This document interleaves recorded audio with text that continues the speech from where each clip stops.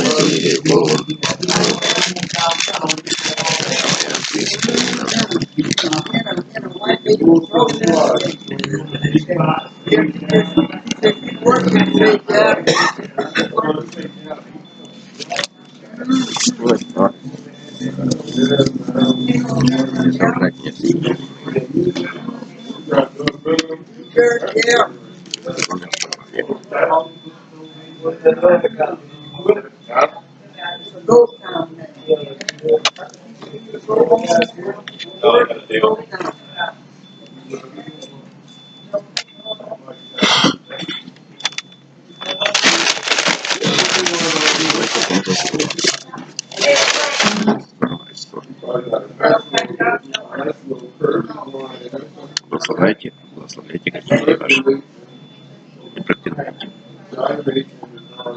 Не будь побежден злом, зло побеждай добро. Господь добрый ко всем.